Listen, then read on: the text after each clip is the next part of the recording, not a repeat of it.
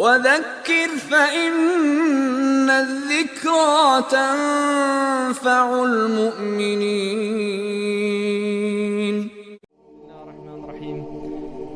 Traditionally, Muslims begin anything that they do that's worth doing. There's a hadith that says anything worth doing should begin with Bismillah ar-Rahman ar-Rahim, which is also the actual first statement in the Qur'an. If you open up any Qur'an, the very first thing that will be read is Bismillah ar-Rahman ar-Rahim, which means in the name of Allah, the merciful, the compassionate. And Rahman and Rahim are derived from the same root, because Arabic words, and I'm probably going to talk about this a lot over this course of lectures, Arabic words are built on triliteral roots. The Semitic languages are root-based languages. So Hebrew has the same phenomenon. You're dealing with a language in which a semantic field or a constellation of meanings emerges out of primitive root structures, which are based on 3 letters generally, sometimes 4. But the vast majority are 3-lettered, which is interesting in terms of cosmology. 3 is a very interesting number. Because it introduces the idea of multiplicity. From the 1 came the 2, and from the 2 came myriad forms. So 3 is literally the beginning of multiplicity. And so language by its nature, which is almost inexhaustible in a sense, and could in reality be considered inexhaustible, is built in the Arabic language on 3. Now, the Qur'an itself is a word which also comes from a root word.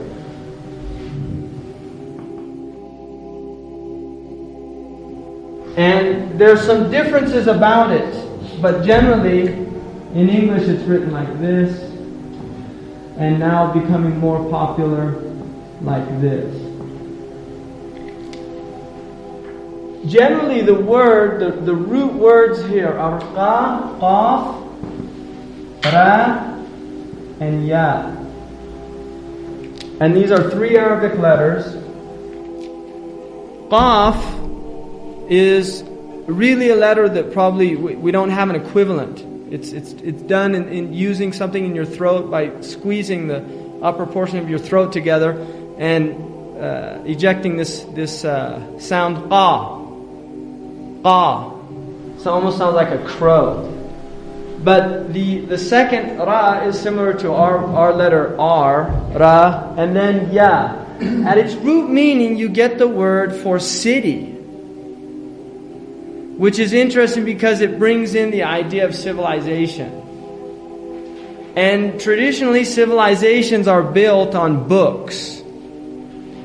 The vast majority of human civilizations, you will find that there is fundamentally a book at the core of the civilization. For the Greek civilization, it would probably be Homer. And in other words, we can't really imagine a Greek civilization without Homer, given what we know about the Greeks. Plato is dependent on Homer. The playwrights are dependent on Homer. For the Hebrew people, it was certainly the Torah, or their Bible. And this will become the foundational book for the Western peoples, the European peoples. The Bible really becomes a foundational book, first in Greek and then in Latin, and ultimately for the English-speaking people, the King James Bible. For the Arabs, interestingly enough, there is no book in the Arabic language until the Qur'an.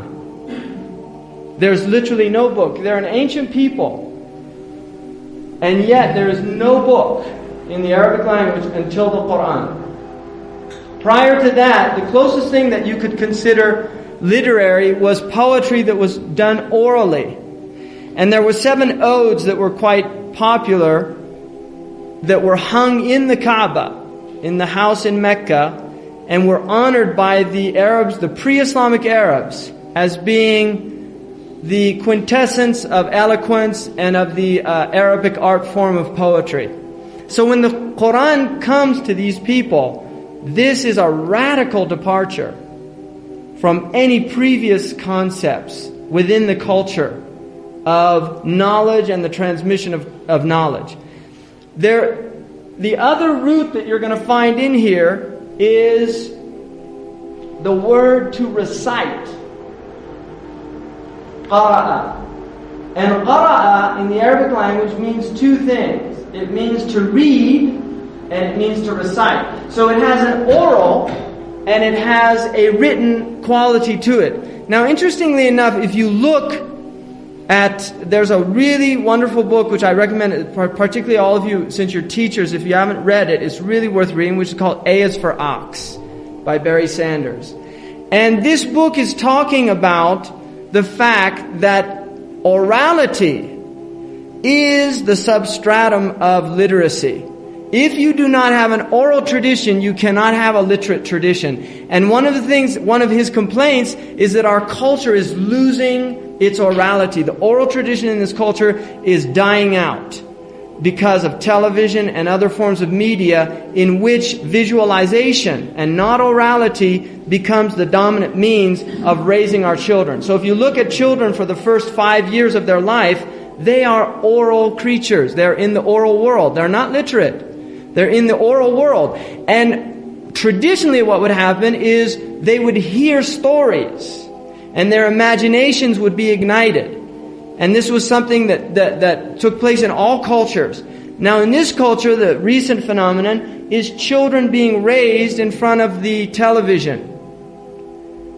So the mother is no longer transmitting the oral lore, the childish lore of the culture to these children, but in fact it's being experienced through the medium of visualization, which is a powerful medium, but it has certain effects. And Sanders believes that one of the effects is the lack of humanization. That he believes that orality is a process of humanization. The fact that the Arabs are an oral people is very significant. They're an oral people, and the Qur'an is a Qur'an before it's a book. In other words, the real meaning of Qur'an is the recital. It is the oral book. And the next word that the Qur'an is identified as is kitab, which means book.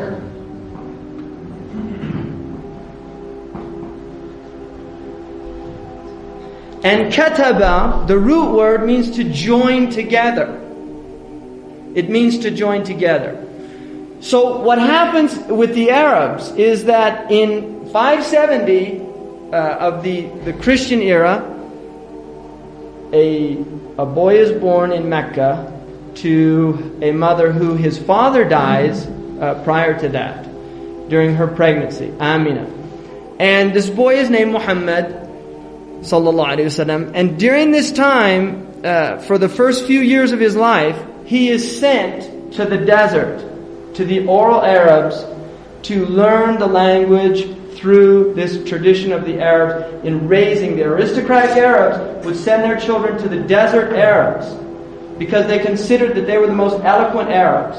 And they wanted the children to absorb the language within the first 5 years of their life, because they recognized that children that were raised amongst these people who spoke a very powerful Arabic would have also strong Arabic, even if they spent the later portion of their life in the city.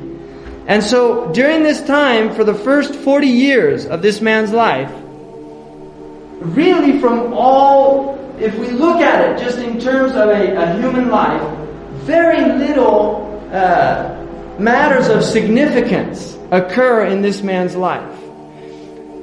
By all intents and purposes, one would really say that had the Prophet not reached his 40th year, that he would have been known amongst his people perhaps for one thing only, which was that he was extremely trustworthy.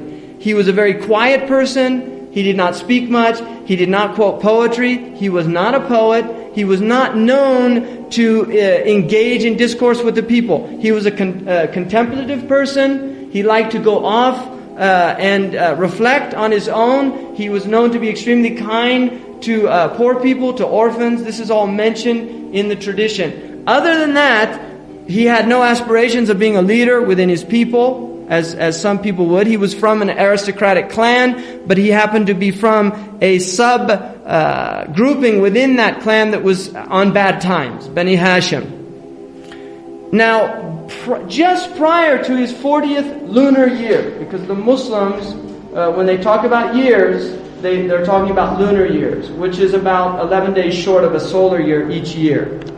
So his 40th lunar year would probably be about 39 years of age in terms of solar, little less probably. At the age just before his 40th birthday, he began to see some dreams in the tradition, but he would go off to a mountain just outside of Mecca, which is called Jabal an-Nur, the mountain of light. And during that time, the word that was used to describe what he was doing was tahannuth. And in Arabic, hinth is polytheism. Tahannuth means to avoid polytheism, to avoid idols. So he was going out to this place and he would meditate in this cave. And we really don't have a description of the actual practices that he was doing. But there was a tradition amongst the Arabs called the Hunafa or the Hanif. And these were people who were inclined towards a type of monotheism. They did not worship the idols. They did not believe in the idols. But they did not necessarily speak out against the idols of the Jahili Arabs or the Arabs prior to the Prophet Muhammad's mission. So he would go to this cave, and in the 40th year, in the month of Ramadan, he had an experience. Now there are many ways to look at this experience, and Western Orientalists generally said wretched things about the Prophet. If you read early traditional literature coming out of Europe, just really not very nice things. They've become a lot nicer recently. Since oil was discovered in the Arabian Peninsula, there needs to be diplomacy when we talk about people's beliefs and traditions, when you have interests involved there. So Orientalists have definitely become, that's a cynical way of looking at it. I think maybe there's been some growth as well within the academic community. And certainly the impetus for attacking Islam prior to that was often based on an almost evangelical type of Christianity that existed, particularly within the Protestants in England, the Anglican Church and others, who really felt it their duty to Christianize the world. There was a very strong ideal that we should civilize the world, and certainly the Arabs need it just like anybody else. And then you have a long history within the Western tradition of just a type of antagonism between the Islamic forces, because they were world power for centuries, and the Christian forces in Europe. I mean, that tension really, they were coexisting with a lot of tension, with few exceptions in different places, like periods of time in Sicily, for instance, during the time of King Roger of Sicily, where there was a lot of interpenetration going on between the Arabs and the Christians. So, in the 40th year, anyway, these Orientalists basically would traditionally say things almost like that he had epileptic fits, this type of thing. The more recent Orientalists, and not just Orientalists, but even theologians like Hans Kuhn wrote an interesting book called Christianity and the World Religions. One of the things he says in there is that we have to stop speaking derogatorily about the Prophet Muhammad, because whatever was taking place there, it was certainly, by all accounts, that we have a sincere phenomenon. In other words, he's not willing to accept, and that's his prerogative, that this was a revelation, but he is willing to accept that the person was sincerely deluded, which is a big difference from simply saying that he was insane or that he was had malintention, right? The experience was basically this. It's come down in the tradition that at the age of 40, he was in the cave and a being came to him. It was in the form of a man. And he said, Iqra. This was the first word. Iqra. Now, Iqra can be interpreted two ways. It can be interpreted recite or read. Now, the Prophet Muhammad was neither a reciter of poetry, nor could he read. And he said at that point, he said, مَا أَنَا بِقَارِي. I don't know how to recite, or I don't know how to read. It could be interpreted both ways. Generally, it's interpreted that he did not know how to read. Iqra, a second time. Iqra, a third time. And then in the tradition it says that he was actually squeezed until he thought that his sides would burst. And then he said, Iqra bismi rabbika alladhi khalaq. خلق الإنسان من علق اقرأ وربك الأكرم الذي علم بالقلم علم الإنسان ما لم يعلم. And this is the beginning of this phenomenon that will take place for the next 23 years of his life before he dies. The revelation said, read in the name of your Lord, who created the human being from a clinging tissue. Read in the name of your Lord, the most generous, who taught the human being with the pen, and taught the human being that which he did not know. That's not a very eloquent translation, but I'm just doing that directly from the Arabic, and I'm sure the text will have a better interpretation there. At this point, the Prophet was concerned. He did not know what was happening to him. He went down to his wife and explained to her what happened. His wife comforted him, Khadija al-Kubra. She said to him, she was an older woman, and her uncle had been an Arab who converted to Christianity. She was familiar with Revelation. She said, you are a good person. You take care of the orphan. You take care of the widows. You take care of the needy, and I don't think something bad would happen to you like this. Because he thought that this might be like some kind of evil spirit or something. I mean, he did feel that.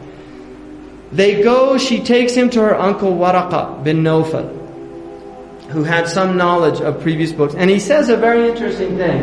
He said, this is the namus. Now for people that know Greek, namus comes from nomos. Right? And nomos means the law. So in other words, he was saying, this is namus that came to Musa. In other words, you are being given a revelation. That's what this is. And he told him, your people, when they find this out, will become your enemies and drive you from this city. And he said, would they do that? Because he had never done anything wrong to them before that. And he said, they will do that, and I wish that I was a young man, that I might be by your side doing this. Now, during the next period of time, he begins to get these revelations. The next one, Ya ayyuhal muzammiru. Oh, you wrapped, because he used to wrap himself when he would meditate, wrapped in a cloak. And these revelations begin to come with a regularity. Now, the Prophet Muhammad, in a description, sallallahu alaihi wasallam, he said that sometime the revelation came like a bell, like the ringing of a bell. In other words, it began as a vibration, and then it would move into letters, and then into the actual words. And it's interesting because when you hear, for instance, there's a group of letters that many of the chapters of the Qur'an begin with. 19 chapters in the Qur'an begin with these letters. They're called muqatta'at. And if you hear them recited, they أعوذ بالله من الشيطان الرجيم بسم الله الرحمن الرحيم ألف لام ميم. Now you can hear the vibratory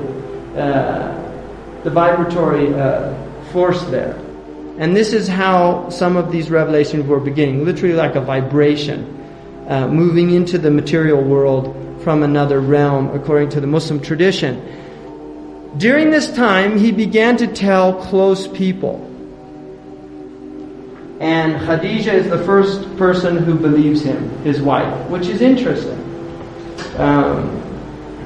She didn't, abandon him. She was right there and she said, I believe this.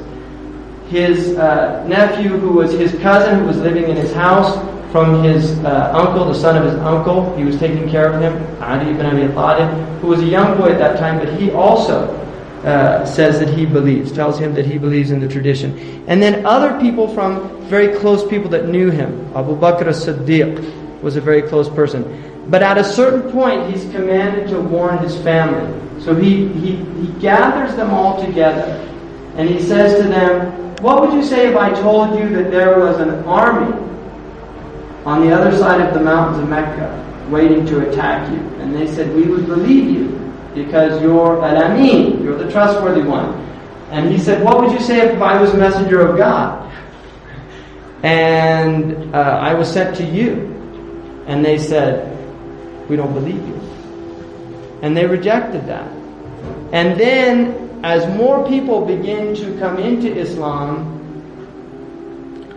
the Quraysh began to get worried. And it's very interesting what they said. They said about the Prophet, they said, "Yusaffihu ahlamana." He makes us look stupid. Because he was saying, do you worship pieces of wood and stone that can't hear or speak or benefit you? And so that bothered them. And there's an interesting analogy in the Quran with Ibrahim or Abraham, where there's all these idols that his people worshipped. And one night he goes in, he was only about 12 or 13, he goes in and he smashes all of the idols except for one of them. And he puts the axe in the big one. And then he leaves and they come back and they find all their idols smashed. So they say, Ibrahim was talking about this. They go get him and they say, "Who did this?" And he said, "Ask the big one." And they said, "What, do you think we're stupid? He can't say anything." And he said, "Then why are you worshiping him?" And then it's a very interesting verse in the Quran. It says, "رَجِعُوا إِلَى أَنفُسِهِمْ." They became self-reflective. Very interesting. They became self-reflective. Suddenly they said, "He's got a point here."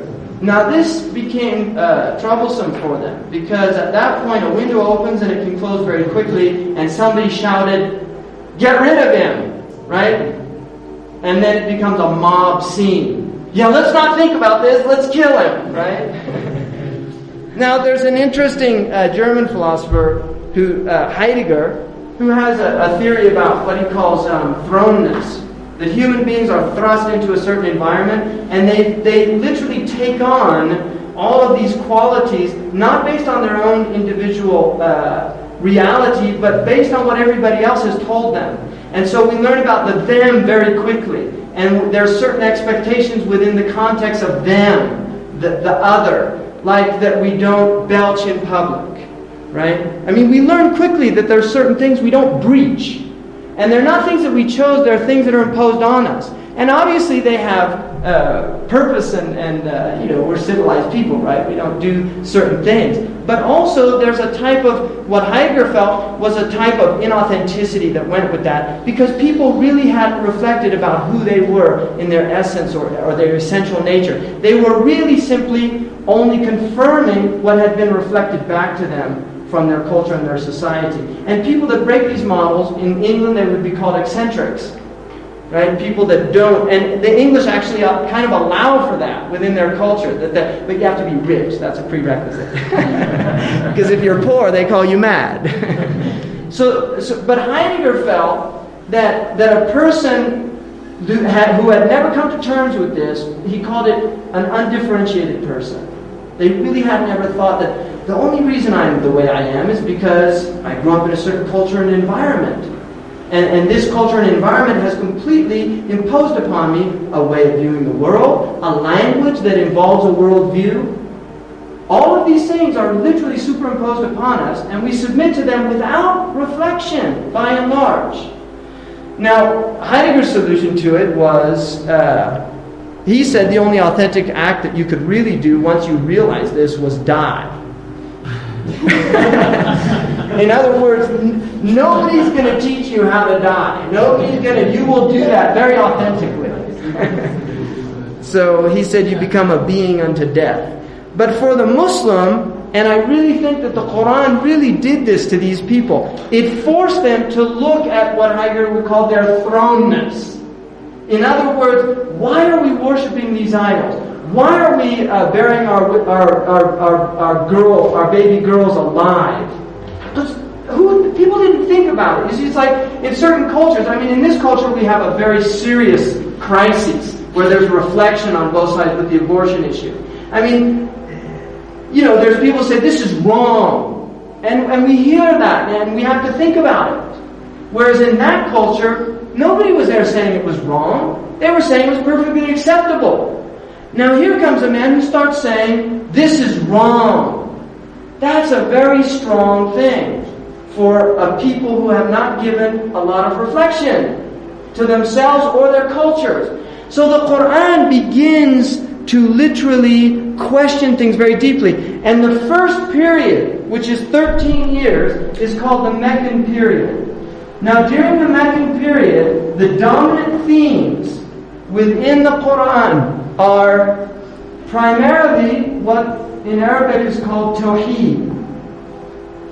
Now Tawheed is sometimes translated as monotheism, which is, I don't like that translation. The actual word in Arabic means to make one. If you translated it quite literally, it would be the making of one. But the word means, from a Quranic perspective, is worshipping Allah or God with absolutely no association in that worship. Nothing is associated in that worship with God. Nothing whatsoever. And this is, if you want one word that will give you the theme of Qur'an, it's this word. And this is why the Muslims have, in the Western comparative religious tradition, they have been called radical monotheists. More so than the Jewish tradition and more so than the Christian tradition. The Muslims are considered radical monotheists. One, there's absolutely no anthropomorphism in Islam. There is no association of God with creation. And probably one of the most definitive verses in the Quran about the nature of Tawheed is لَيْسَ كَمِثْلِهِ شَيْءٍ. There is no thing like God.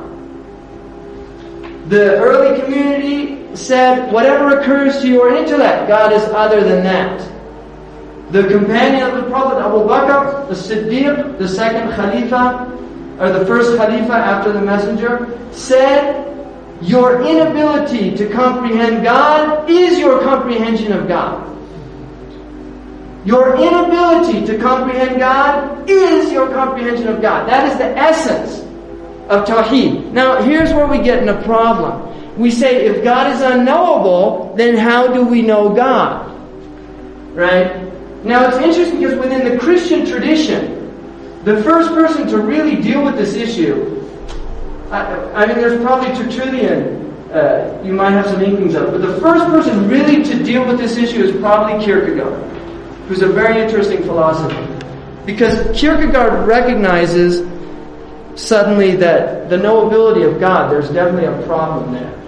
Now, the way the Christians have tended to deal with that is through Christ. Christ becomes the object of God's knowability. That God becomes man so that man can understand God. Right? I mean, this is an element within Christian theology. For the Muslim, the knowability of God is through the creation itself. And this is why much of the Quran is focused on telling people to explore the creation itself. Because the creation is seen as a theater of manifestation, of divine manifestation. That God is not entering in, is not incorporated, is not becoming, He is not becoming, embodying Himself into the creation, like incarnation is becoming the flesh. And likewise, what Montgomery Watt would like to suggest is that somehow God has imbibliated Himself. Nice, fancy PhD word.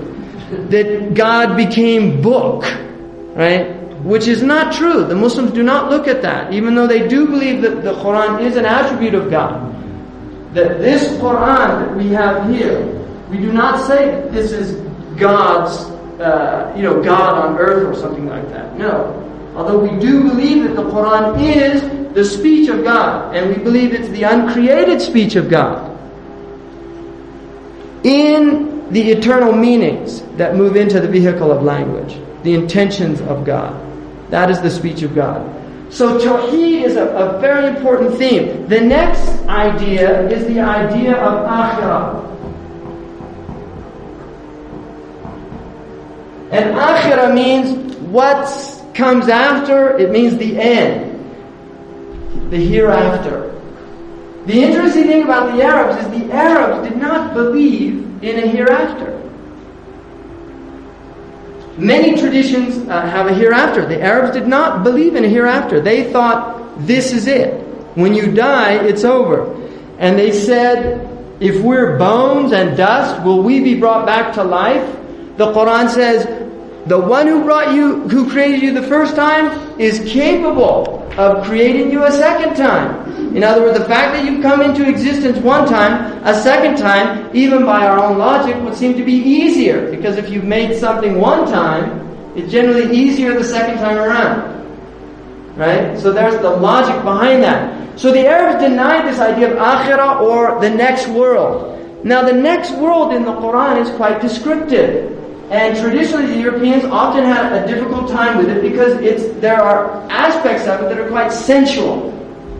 Right? The idea of gardens under which rivers flow, of fruits, of maidens and beautiful youth, and these type of things. So this idea of an akhirah is being introduced into the Arabian culture. Now they obviously had they're meeting the Christians and the Jews on their caravan routes, and they're hearing about these things, but they really had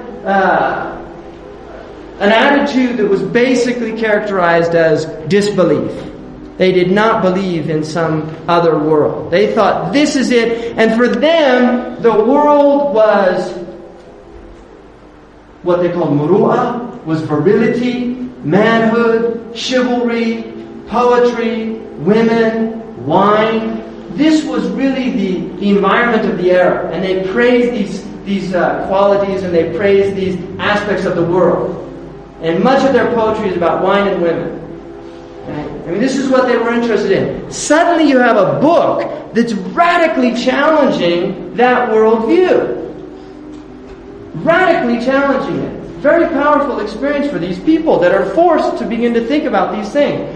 Now, for the first 13 years, the Prophet is persecuted in Mecca. During this time, these people were learning the Qur'an that was being revealed by memory. The Qur'an was not revealed linearly, which is important because it's not a linear book. And that's something, if you really want to understand the Qur'an or be able to read it, you have to surrender your desire for linearity.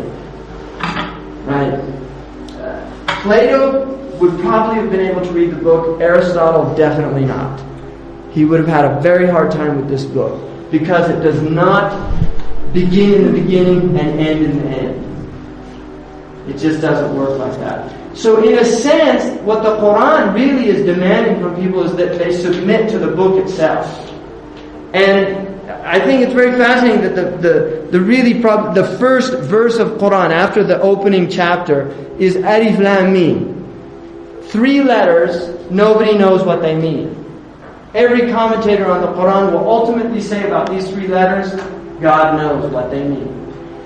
Now, it's a very interesting phenomenon to open up a book and the first 3 letters that you read, nobody knows what they mean. And I think part of the message there is to let us know that there's a lot of things that we don't know. And if we're not going to admit that as a starting point, we're not going to benefit from this book. If we're going to go to the book filled with ourselves, and we're going to superimpose upon the book our own ideas, then we're not going to get anything out of the book. So the book, for the 13 years, these Meccan verses are being revealed. Now if you look at the Meccan verses, they are, even though there are 85 of the chapters in Quran are Meccan. 85. 39 of them are Medina. Only 11 out of the 30 parts of the Quran, equal parts, are from Mecca. Only 11. 19 are from Medina. So the Meccan surahs or chapters are very short. And they tend to fall towards the end of the book, even though they were revealed in the beginning of this dispensation. So although the Meccan verses are the first verses, they are generally the ones that are found at the end of the book, which is very interesting. And when Muslims learn the book by heart, they will generally begin at the end. That's where they'll begin. They'll begin with the last 30th of the Quran. Now the next idea that is being introduced is the idea of what's called Sa'ah. And Sa'ah means the end of time. Now the Prophet Muhammad, peace be upon him, his understanding of himself was that he was the first sign of the beginning of the end of the worldly existence of this Adamic species. He actually viewed himself as the first sign. In other words, all traditions that were based on revelation, according to the Islamic tradition, were basically indicating that the human experience will come to an end. And this is why within the Jewish tradition, you have an apocalyptic vision. Within the Jewish tradition, you have an apocalyptic vision. Within the Hindu tradition, you have an apocalyptic vision, the Kali Yuga period, the last period of man. Within the Buddhist tradition, you have an apocalyptic tradition. And in many of the more tribal-based traditions, within the Hopi tradition, the Kawanaskatsi, the last period in the Hopi tradition, when everything gets out of control. Within the Mayan, all these different peoples had an idea of some apocalyptic end. The apocalyptic ending in the Quran is talked about in terms of a sa'a, which is the last moment. It's the last moment. And the Prophet Muhammad talked about signs, and the Quran mentions signs of this time. And so this was also, now ultimately, the end of time for the Muslim, in reality, is the end of our own individual life. That is our end of time. When I die, my worldly time is over. And so in a sense, the Quranic view was trying to bring people into a type of presence of the imminence of death. That death is imminent. That death is not something in some distant future. So for 13 years, this was the focus. After 13 years, the Quran is basically being memorized. And if you live with oral peoples, people that really still maintain these traditions, and I know Dr. Suleiman Yang, who's from Africa, and knows in the West African oral tradition, there are peoples that will recite epic poems of tribes. If they don't recite them exactly as they learn them, then they literally lose their job. They can't be a storyteller. So the Arabs were people that memorized poetry and related poetry exactly as from. They had phenomenal memories. And I've lived with the Mauritanians in West Africa whose memories are extraordinary, like the young man who's here with us. Just phenomenal, the amount of information that he retains exactly. Now for people that don't understand this oral tradition, they find it very hard to imagine that a human being can memorize this entire text, the Arabic text, and not make a mistake.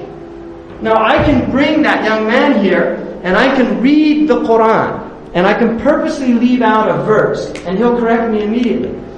Now the other thing that's interesting about the Quran is for people who memorize it, and even parts of it, will quickly learn that the Quran is a self-correcting book because it has a very unusual rhythm, that if you find a verse moves out of sync, suddenly you're aware, I've said something wrong. And I'll give you an example. Last week, I read the Subh prayer, and it was a rather long surah that I read. And at the end of it, I said a verse that is actually out of the Quran, but it wasn't the verse that went in that place. And it used almost these same words. And that morning, probably for the next half hour, something was bothering me, and then I realized what it was. I said the verse wrong. And I corrected myself. Nobody corrected me in the prayer, but I corrected myself. And it's very interesting when you memorize the Quran, because I've tried to memorize a lot of things. Like, I used to memorize some poetry. I went to prep school, and you had to memorize poems and memorize like some piece of Shakespeare and things like that. The really interesting thing about it is that the Quran, one, is facilitated. It's very easy to memorize. It's not hard to memorize for many, many people. And the other thing is, it's actually quite difficult to forget it if you will recite it within reasonable time limits. Repeat it every once in a while. It's very difficult to forget. But the Hafidh, or the one who preserves the Quran, is somebody who has memorized it by rote. It usually takes about, in the Indian subcontinent, they'll do it between 1.5 years to 2.5 years. In Mauritania, they have more rigorous standards because they have other things to learn than just rote memorization. They usually take about 4 years. doing it. And they do it when they're children. The Arab, they say, memorization in youth is like carving in stone. And memorization in old age is like painting on water. And one of the scholars, they said, it's not that the memory's gone.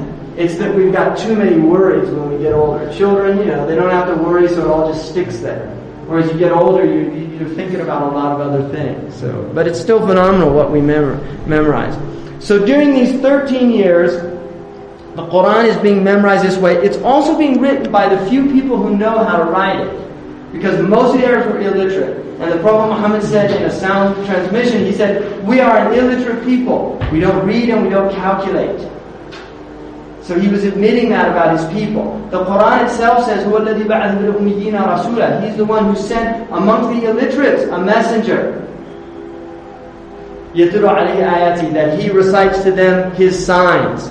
وَيُزَكِّيهِمْ, and he purifies them. وَيُعَلِّمُهُمُ الْكِتَابَ وَالْحِكْمَةِ, and he teaches them the book and wisdom. وَإِنْ كَانُوا مِنْ قَبْلُ لَفِي ضَلَالٍ مُبِينٍ, even if they were in clear error before that. So the Prophet is seen as a messenger first and foremost to the Arabs, who are an illiterate people. Now, after 13 years of oppression, he makes a migration to Medina. Right? It's actually a flight. It's called the Hijrah. He flees there because they actually tried to kill him at that point. And he goes there, and many people begin to become Muslim. Now the Quranic discourse radically changes from the Meccan period to the Medinan period. You will see a change between these two. The focus of the verses moves away from these topics to the social environment. How to implement. Once these have been internalized, interiorized, how are they implemented in social behavior? If you believe in God, what is that going to do to alter your character, to alter your behavior? How will that change you as an individual, as a person? So the focus becomes on character, on building a community, on building a society. So you will see many of the verses revealed in Mecca begin, O humanity, O humankind. But in Medina they begin, O you who have accepted. In other words, the call in Mecca was to people. From amongst those people there were those who responded, and now the revelation is going to focus on creating an environment in which this teaching will manifest at the societal level, not simply at the individual level. And so the next 10 years are Medinan period. For 10 years you call it the Medinan period. Now the interesting thing about the Quran is within Meccan verses are Medinan verses. And within Medinan verses are Meccan ayahs. In other words, there are sections.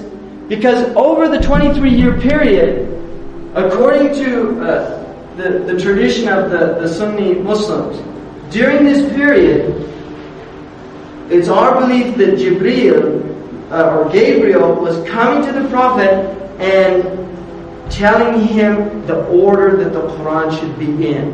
So it was revealed non-linearly, but now it begins to move into a type of sequence. And beginning mostly with the Medinan surahs in the beginning and the Meccan surahs at the end. After 10 years, during that time, the entire Quran is written during the lifetime of the Prophet, but it is not collected together. There is no collection. But during his lifetime, the entire Quran is written in his presence. And the Muslims don't have any doubt about that. The Orientalists, the older ones are actually better than the more recent ones from Germany. But they would definitely challenge that claim. But the Muslims would not. I mean, this is our belief that during that time. Now, at 632, the Prophet Muhammad dies. Sallallahu Alaihi Wasallam. And at that point, there are even a few revelations right before his death. And we know what they were, which verses they were. So the Prophet left companions behind who had memorized the entire Quran. And one of them was Ubay ibn Ka'ab, who the Prophet was commanded to have him recite the Quran to him, and he would listen to it. Many of the companions had memorized the Qur'an during this time, completely. At this point, they're teaching the people, Islam is beginning to spread. Now, in 633, there was a battle called the Battle of Yamama. And it was actually fighting people in the Najd area who had, there was a man there who claimed that he was a prophet. And Abu Bakr sent an army to these people. And there was a battle that ensued. And many of the Quran reciters were killed. People that knew the Quran by heart were killed in that battle. So at that point, Omar wants the entire book to be collected. And he goes to Abu Bakr and he says, you have to collect this Qur'an. And Abu Bakr says, I'm not going to do something that the Prophet didn't do himself. In other words, the Prophet didn't put it in a book, collect it together, and I don't want to do that. And Omar kept telling him, you have to do this. This is a good thing. You must do this. What if people die? The Qur'an will get lost. And he said, finally, I became convinced of that which Omar was convinced of. He decides to collect the entire Qur'an. He gets one of the most learned people of the Qur'an, Zayd ibn Thabit, and he tells him, you need to gather the Qur'an. I want you to gather the Qur'an. Zayd says, how can you do something that the Prophet didn't do? They were very worried about introducing, because much of the Qur'an is talking about how previous revelations were changed, that the people came after, they changed the teaching of the Prophet. So there was a real fear within the first community of doing anything that their Prophet hadn't done. So he continues to tell Zayd until Zayd finally says, I realized that what Abu Bakr and Omar were saying was true. So they begin to collect it, and they have a criterion. And the criterion is that each piece of the Qur'an must be brought that had been written in the presence of the Prophet with 2 witnesses. This is the criterion.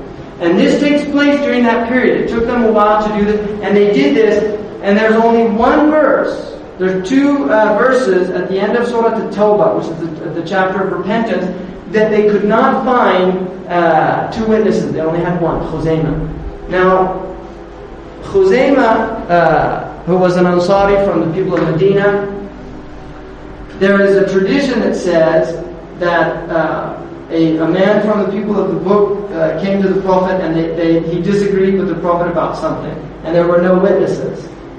And Khuzaymah said, I'll bear witness for you, O Messenger of God. And the Prophet looked at him and he said, were you there that you should believe me? And he said, we believe a revelation comes to you from God. So we won't believe you about a business transaction. And so the Prophet said, the witnessing of Khuzaymah is like 2 people. And so Khuzaymah's, those 2 verses, which were known by other companions, but it was the written in the presence of 2 witnesses that they wanted. They were accepted as part, and this was made into one mushaf, and which literally comes from sahifa, which is tablets. And it was done, generally they used papyri and gazelle, skin, leather, things like that. Prior to that, they've been using palm risps, and they were using the shoulder blades from camels that are quite large to write verses and things like this with soot. They would use a type of ink. And this is how they were writing the Quran. They put the entire Quran, and it was kept, Omar kept it, and then it was given to Hafsa. Now during the time of Uthman, who is the 3rd caliph, there is a campaign in Azerbaijan. And during this time, there began to be some differences amongst the Muslims about the recitation of the Quran. Because one of the things about the Quran is that it was being written, there was no standardized writing. So the Quran was literally being written, for instance, like this. There were no dots. These are called diacritical marks. There were no diacritical marks. There were no vowelings. And so the book is like this. So you don't know if this is kataba or if it's kitabun. Now, because of this reason, there were many people who memorized it and knew what it was, but there were other people that were beginning to learn it with the sheets and beginning to differ. So Uthman wanted to standardize the writing of the Qur'an.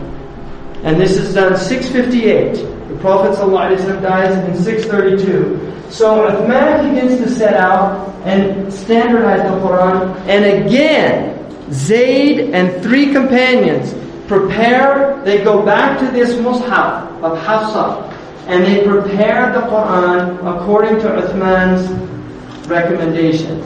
And one of them was, if you differ about anything, then take the language of the Quraysh. Because there were different ways of pronouncing words. For instance, the Quraysh say mu'min, and the Bani Tamim said mu'min, like that. It's a difference. So there are different ways. The Quraysh said وَالضُّحَى وَاللَّيْلِ إِذَا سَجَى, and other tribes said وَالضُّحَى وَاللَّيْلِ إِذَا سَجَى. So you got differences of pronunciation. So Uthman has this project carried through and then sends copies, identical copies, to the various centers of the Muslims and the governors, and demands, as the head of the Muslim government, that all of the Qur'ans be burnt, except these that were based on this writing. Now this is very early, because, if you look within the Jewish tradition, the Bible, the Old Testament is really, it's gathered over about 900 years, basically, according to modern scholarship. And there's 4 dominant versions, like the Yahweh, the Elohim, the Sacerdotal, and you'll get some big differences. Within the Christian tradition also, the final codification is already 325 when there's an agreement on the 4 Gospels at the Council of Nicaea.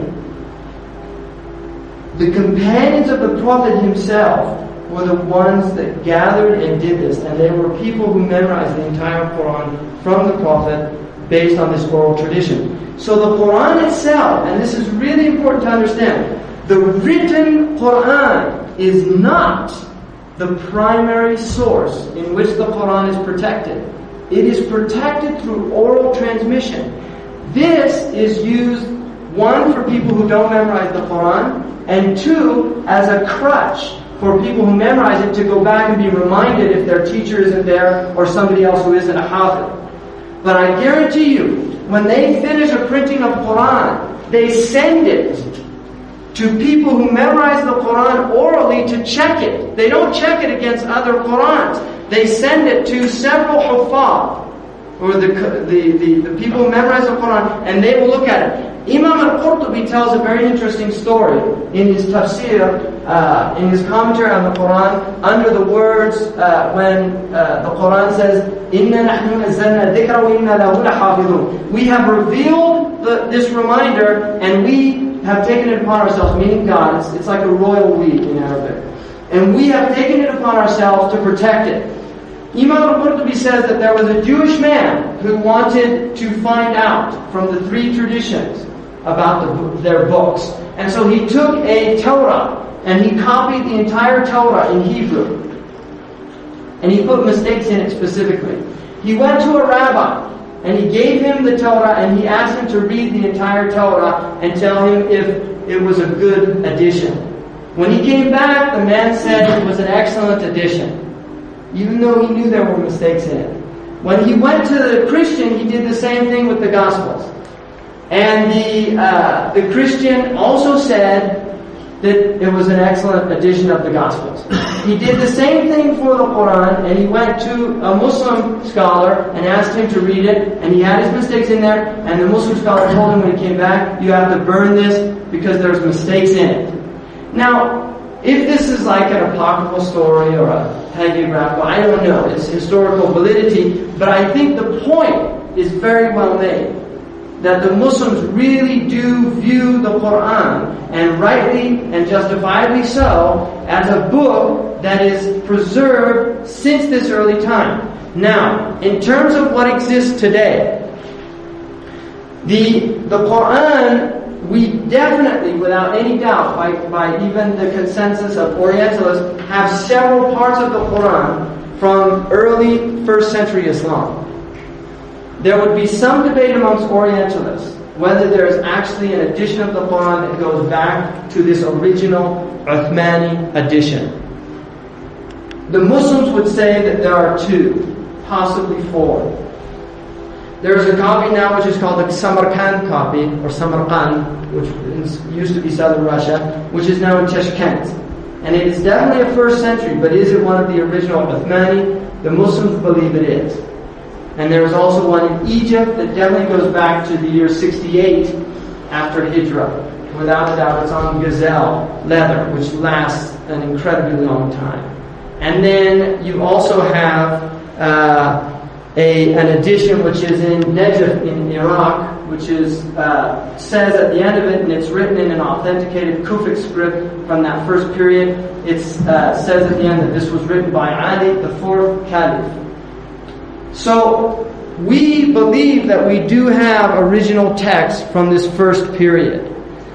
But even if we didn't, there's no doubt in a Muslim scholar's mind, and the vast majority of Orientalists that have really examined the situation, like R.A. Nicholson in his book called The Literary History of the Arabs. He was a Cambridge scholar, teacher of A.J. Arbery, who translated the Quran or interpreted it into English. Nicholson says there's really no doubt about the authenticity, the historical authenticity of the Quran. Now, this is not somebody who believes in the revelation, but he is accepting that the book is intact in terms of its historical authenticity. That this is the book that this original community was hearing and was seeing. And so I'm just going to end it there.